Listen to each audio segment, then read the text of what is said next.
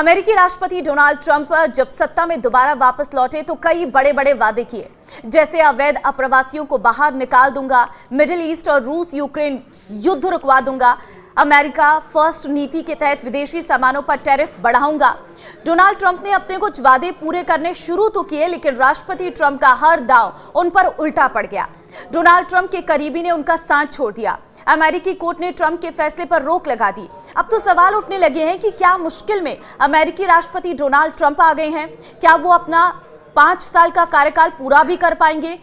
कहीं चली तो नहीं जाएगी ट्रंप सरकार? खैर, जो भी होगा वो तो आगे देखा जाएगा, लेकिन अमेरिकी राष्ट्रपति डोनाल्ड ट्रंप को पिछले कई घंटों में 3 बड़े झटके लगे हैं। हाँ, 3 बड़े झटके। पहला, ट्रंप के सबसे करीबी एलन मस्क सरकार से अलग हो गए। दूसरा, ट्रंप के रेसिप्रोकल टैरिफ को अमेरिकी कोर्ट ने गैर कानूनी बताते हुए रोक लगा दी। तीसरा झटका पुतिन ने दिया, जिसके बाद ट्रंप को कहना पड़ा वो आग से खेल रहे हैं। पहले झटके की अगर हम बात करें तो ट्रंप की जीत के हीरो अरबपति एलन मस्क ने 130 दिनों में सरकार का साथ क्यों छोड़ दिया? देखिए, टेस्ला के मालिक और अमेरिकी अरबपति एलन मस्क जुलाई 2024 में ट्रंप के चुनावी कैंपेन से जुड़े। उन्होंने ट्रंप के कैंपेन को 2000 करोड़ से अधिक का चंदा भी दिया। धीरे धीरे वो ट्रंप के भरोसेमंद लोगों में शामिल हो गए। ट्रंप की जीत के बाद हर बड़े मौके पर मस्क को उनके साथ देखा जाता था। 20 जनवरी को डोनाल्ड ट्रंप के राष्ट्रपति पद की शपथ ली और एलन मस्क को डिपार्टमेंट ऑफ गवर्नमेंट एफिशिएंसी यानी DOGE का जिम्मा दिया गया। इस विभाग का काम सरकार की फिजूल खर्ची कम करना था, लेकिन 130 दिनों में ही मस्क ने इस्तीफे का ऐलान कर दिया। उन्होंने लिखा, मैं राष्ट्रपति डोनाल्ड ट्रंप का शुक्रगुजार हूं कि उन्होंने मुझे फालतू खर्च कम करने का मौका दिया।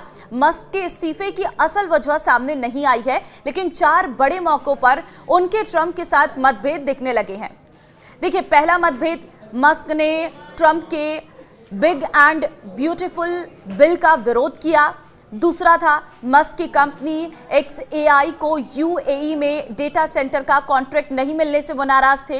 तीसरा, मस्क ने $100 मिलियन देने का वादा नहीं निभाया। और चौथा था, रूबियो और मस्क की बहस में ट्रंप ने रूबियो का साथ दिया। 28 मई को मस्क ने अमेरिकी टीवी चैनल CBS को दिए इंटरव्यू में कहा, राजनीति में जितना करना था कर लिया, अब चंदा नहीं दूंगा। कुछ मीडिया रिपोर्ट्स के मुताबिक मस्क अब सरकारी भूमिका से हटकर फिर से टेस्ला और SpaceX जैसी अपनी कंपनी पर फोकस बढ़ाएंगे। अब दूसरा झटका जो ट्रंप को लगा, ट्रंप के रेसिप्रोकल टैरिफ को अमेरिकी कोर्ट ने गैर कानूनी करार दिया है और इस पर रोक लगा दी है। अब सबसे पहले जानिए ट्रंप का रेसिप्रोकल जो टैरिफ था वो क्या है और फिर अमेरिकी कोर्ट ने इस पर रोक क्यों लगाई, ये भी आपको बताएंगे। देखिए, पहली चीज तो है कि डोनाल्ड ट्रंप ने 2 अप्रैल को दुनिया के 100 से अधिक देशों पर रेसिप्रोकल टैरिफ की घोषणा की। इसके लिए ट्रंप ने अमेरिकी संविधान के international emergency economic power act 1977 का इस्तेमाल किया था। ट्रंप के फैसले पर अमेरिका सहित पूरी दुनिया में विरोध हुआ, शेयर मार्केट गिरने लगे, जिसके बाद उन्होंने 10 अप्रैल को 90 दिनों के लिए टैरिफ पर रोक लगा दी। ट्रंप के टैरिफ के खिलाफ दूसरे देशों से सामान इंपोर्ट करने वाले छोटे अमेरिकी व्यापारियों ने केस दायर किया था। इसकी सुनवाई करते हुए अमेरिका के कोर्ट ऑफ इंटरनेशनल ट्रेड ने ट्रंप के टैरिफ पर रोक लगा दी है। 3 जजों की बेंच ने फैसले में कहा है कि अमेरिका के ट्रेड पार्टनर्स पर इंपोर्ट ड्यूटी लगाना राष्ट्रपति के अधिकार क्षेत्र में नहीं है। अमेरिका का संविधान सदन को सिर्फ दूसरे देशों के साथ व्यापार करने का अधिकार देता है, यानी ट्रंप सरकार इकोनॉमिक इमरजेंसी के समय दूसरे देशों से व्यापार पर रोक लगा सकती है, लेकिन इमरजेंसी पावर्स के नाम पर टैरिफ नहीं लगा सकती। कोर्ट ने कहा, ट्रंप का टैरिफ कानून के खिलाफ है, इसलिए इसे स्वीकार नहीं किया जा सकता। इसी के साथ कोर्ट ने इमरजेंसी पावर्स के नाम पर जनवरी से अभी तक ट्रंप के टैरिफ पर लिए फैसलों पर रोक लगा दी है। हालांकि बेंच ने यह भी कहा है कि अदालत ट्रंप के टैरिफ के प्रभाव या इसे लगाने की बुद्धिमत्ता पर कोई निर्णय नहीं ले रहा है। ट्रंप प्रशासन ने कोर्ट के फैसले के खिलाफ अपील का नोटिस दायर किया है। अब तीसरा झटका जो ट्रंप को लगा है वो ये है, तीसरा झटका पुतिन ने दिया है। लेकिन ट्रंप और रूस के राष्ट्रपति पुतिन के बीच क्यों तकरार हुई, ये भी बड़ा सवाल है। देखिए, दूसरी बार अमेरिका के राष्ट्रपति बनने से पहले ही ट्रंप रूस यूक्रेन जंग रुकवाने का दावा कर रहे थे। राष्ट्रपति बनने के बाद फरवरी 2025 में उन्होंने पुतिन से फोन पर बात भी की और इसके बाद 28 फरवरी को जब यूक्रेन के राष्ट्रपति वोलोदिमीर जेलेंस्की व्हाइट हाउस आए तो ट्रंप ने सभी के सामने उन पर चिल्लाते हुए कहा, आपको युद्ध शुरू ही नहीं करना चाहिए था। आप रूस के साथ समझौता कर सकते थे।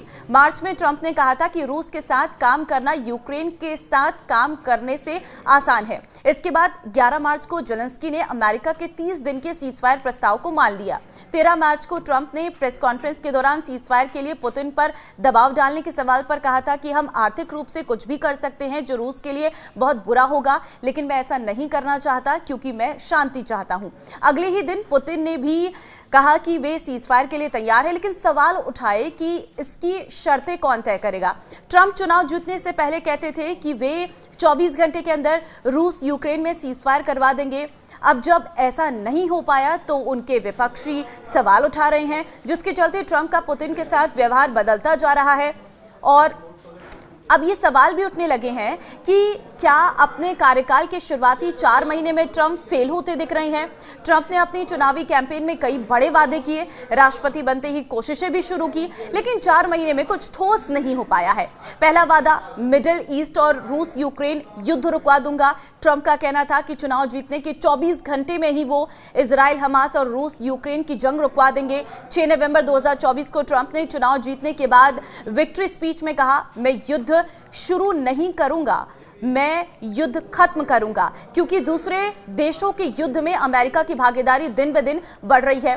दूसरा वादा था, अमेरिका से अवैध अप्रवासियों को बाहर निकाल दूंगा। 20 जनवरी को शपथ लेने के बाद ट्रंप ने अवैध अप्रवासियों के मुद्दे पर कहा, हम बुरे खूंखार अपराधियों को बाहर निकाल रहे हैं, ये हत्यारे हैं, ये सबसे बुरे हैं जितना आप सोच नहीं सकते, हम सबसे पहले उन्हें बाहर निकाल रहे हैं। इसके बाद ट्रंप ने लेकिन रिले एक्ट पर साइन किया, जिससे अमेरिकी अधिकारियों को उन अवैध अप्रवासियों को हिरासत में लेकर डिपोर्ट करने का अधिकार मिला जो किसी आपराधिक गतिविधियों में शामिल रहे हैं। इसके बाद 15 लाख अवैध अप्रवासियों की लिस्ट तैयार की गई, जिसमें 20,407 भारतीय भी थे। तीसरा वादा, अमेरिका फर्स्ट नीति के तहत विदेशी सामान पर टैरिफ बढ़ाऊंगा। अमेरिका के राष्ट्रपति बनने के बाद से ही ट्रंप कहते रहे हैं कि मैं कनाडा और मेक्सिको पर 25% टैरिफ लगाऊंगा और चीन पर 10% टैरिफ लगाऊंगा। ये बाद में बढ़कर 25% या उससे अधिक हो सकता है। ये टैरिफ तब तक रहेंगे जब तक ये देश हमारी नौकरियों और कारखानों को चुराना बंद नहीं करते। इससे हमारा व्यापार घाटा कम होगा, अमेरिकी विनिर्माण वापस आएगा और फिर हमारी अर्थव्यवस्था फिर से महान बनेगी। 2 अप्रैल 2025 को ट्रंप ने 100 से अधिक देशों पर रेसिप्रोकल टैरिफ का ऐलान किया। भारत पर 26% टैरिफ थोपा, जिसके बाद सभी देशों पर टैरिफ बढ़ता गया, लेकिन इससे अमेरिका को फायदा नहीं पहुंचा, बल्कि अमेरिका मंदी की ओर बढ़ गया। ट्रंप के टैरिफ की घोषणा के 2 दिन में ही अमेरिकी शेयर बाजार पर इसका बहुत बड़ा असर देखने को मिला था। ट्रंप के इस फैसले पर 100 दिनों के लिए रोक लगा दी। 28 मई को एक अमेरिकी कोर्ट ने ट्रंप के रेसिप्रोकल टैरिफ पर रोक लगा दी है। अब ट्रंप के फैसले को देखते हुए एक्सपर्ट कह रहे हैं कि ट्रंप को इंटरनेशनल पॉलिसी की समझ नहीं है। वो 2 देशों के रिश्तों की डील की नजर से देखते हैं और हर जगह बिजनेसमैन वाला दिमाग इस्तेमाल करते हैं।